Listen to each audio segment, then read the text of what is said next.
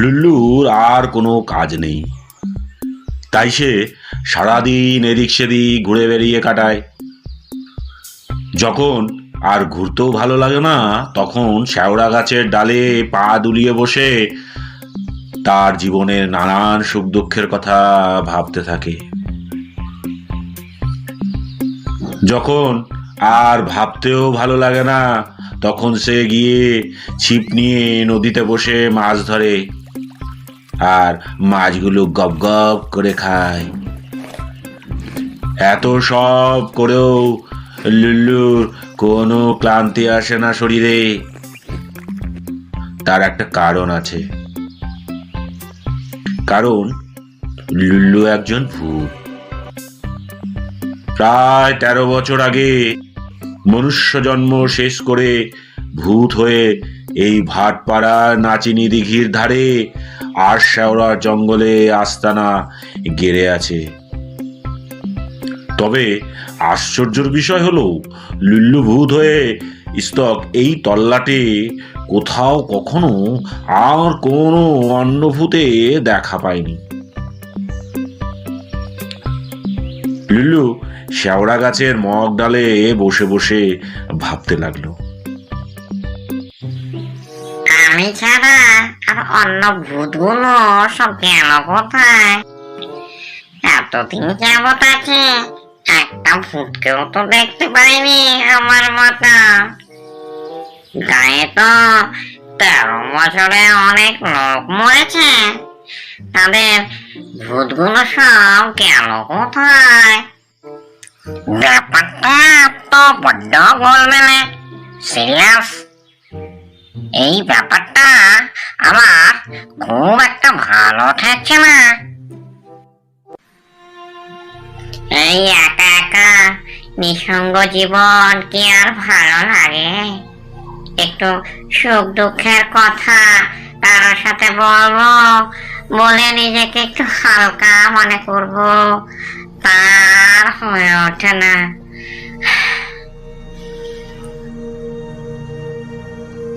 এই তল্লাতে থাকবোই না, এখান থেকে চলে যাব অন্য কোথাও, যেখানে সঙ্গী ভূত পাওয়া যাবে, মনের কথা যাকে বলা যাবে। এরপর লুল্লু এই গা ছেড়ে অন্য কোনো তল্লাটে অন্য কোনো ভূতের সন্ধানে সে আকাশ পথে উড়ে চলল।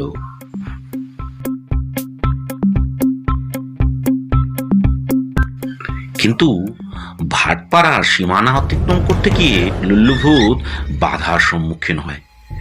সে কিছুতেই গ্রামের সীমানা ছেড়ে এক চুলো এগাতে পারে না। কি একটা মিহি তারের বেড়া তাকে সেই সীমানা অতিক্রম করতে দেয় না। একটি এই গা ছেড়ে বেরোতে পারছি না কেন? এই কি গ্রামের চারপাশে এই সূক্ষ্ম বেড়া কে দিল? এই বেড়া তুমি যে বেরোতে পারছি না, এটা তো ভারী অন্যায়। আমি কি জেলখানা কয়দি নাকি রে? এত ইনসাল্ট!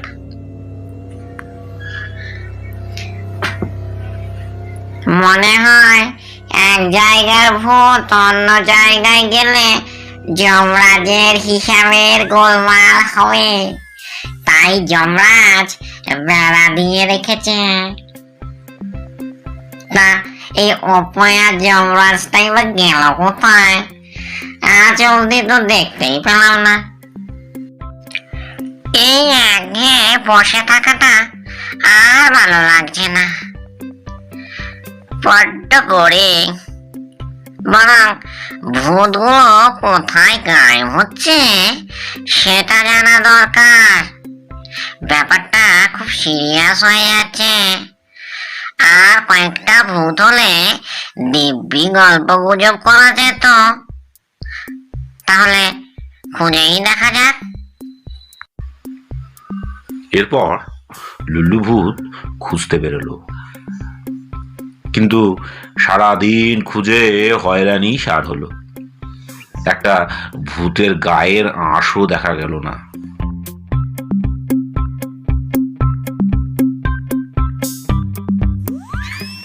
বড় চিন্তার কথা।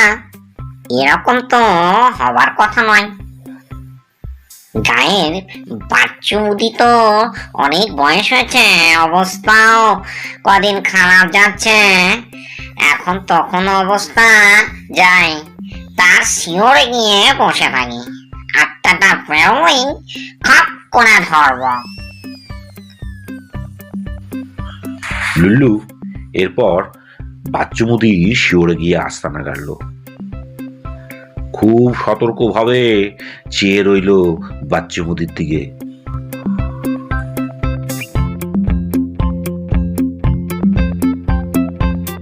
বাচ্চু বুড়ো মানুষ, শরীর জীর্ণ শীর্ণ, শক্তিও নেই শরীরে। দুদিন ঠায় বসে থাকার পর 3 দিনের মাথায় যখন রাত গভীর, তখন লুল্লু লক্ষ্য করল বাচ্চু আত্মাটা নাকের ফুটোর কাছে বসে সাবধানে উকি ঝুঁকি মারছে। লুল্লু মনে মনে বলল, ওই বেরোচ্ছে, সাবধান, গ্রাচ করে ধরতে হবে। একবার বেরাও বাচ্চা ধর, গ্রাচ একদম মিস হবে না। তা আত্মাটা বেরোলো বটে, কিন্তু ধরা গেল না। শরীরটা ছেড়ে হঠাৎ এমন চোঁ করে এরোপ্লেনের মতো উড়ে গেল নাকের ফুটো দিয়ে যে লুল্লু হা করে চেয়ে রইল। তারপরেই সে ধর ধর, তারা পালালো।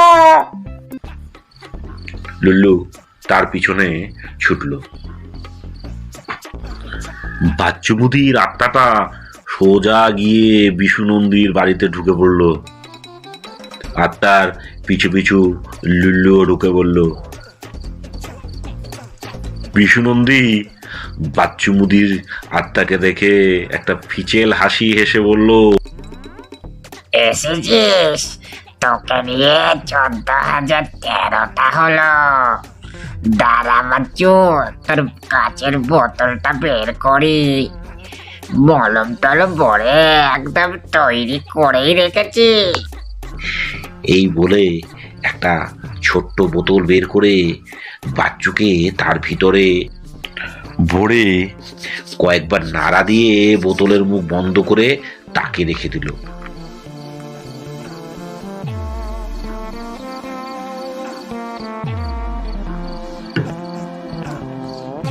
তারপর বলে উঠল আপন মর্নিং, আর একটা হলেই খেলা শেষ। 2 দিন পর মাখন লাল 1,02,000 টাকা নিয়ে আসবে। 14,000, 14টা হলেই 2 লাখ টাকা হাতে হাতে পেয়ে যাব। ডায়রিয়া হওয়াতে সেই 13 বছর আগে বিছানায় পড়ে গিয়েছিলাম বলে লিল্লুটা হাত ছাড়া হলো, নইলে আজকে আমাকে পায় কে? সেই বেটা লুল্লুকে পেলে হতো। লুল্লু দরজার আড়াল থেকে এই কথাটা শুনে রীতিমতো ভয়ে সিটিয়ে গেল। বিশুনন্দী ঘুমিয়ে পড়লে তার ঘরের তাকে জমিয়ে রাখা 14,013টা ছোট বোতল ভালো করে পরীক্ষা করে দেখল। প্রত্যেকটা বোতলে একটা করে ভূত মলম মেখে ঘুমিয়ে আছে। লুল্লু মনে মনে বলল, আচ্ছা, তাহলে এই ব্যাপার। শয়তান লোভী বিশু মরার পর তাদের আত্মাগুলোকে মলম মেখে ঘুম পাড়ি বিক্রি করতে চাইছে। তাই জন্য এই এলাকায় একটাও ভূত নেই। দাঁড়া, তোর মজা দেখাচ্ছি, লোভী শয়তান। তারপরেই লুল্লু কাচের বোতলগুলিকে তাক থেকে ঠেলে ফেলে দিল। নিশুতি রাতে ঝনঝন করে বোতলগুলো সব ভেঙে গেল। সঙ্গে সঙ্গে ভূতেরা জেগে উঠে মহা কোলাহল শুরু করে দিল। লুল্লু তখন তাদের সম্বোধন করে বলল, সিস্টার ব্রাদার, তোমরা ভয় পেও না, আমি তোমাদের উদ্ধার করতে এসেছি। সবাই আনন্দে চেঁচিয়ে উঠল। চেঁচামেচিতে বিশুনন্দীর ঘুম ভেঙে গেল। সে উঠে ভূতদের ধমকাতে লাগলো, চুপ চুপ, বেয়াদব কোথাকার, তোদেরকে একটা মন্ত্র দিয়ে বেঁধে রেখেছি। কে শোনে কার কথা? ভূতেরা মহানন্দে চিৎকার করতে করতে লুল্লুর সঙ্গে চোখের পলকে হাওয়া হয়ে গেল। বিশুনন্দী দুঃখ করে বলল, সুখে থাকতে ভূতে ছিল রে, কত ভালো কাজ তোদেরকে দিয়ে হতো। মাখনলাল তোদেরকে নিয়ে গিয়ে তার আয়ুর্বেদ ওষুধের কারখানায় চলাই করে কর্কট রোগের ওষুধ বানাতো। তা তোদের কপালে নেই, তা আমি কি করব? চলোই যা সব।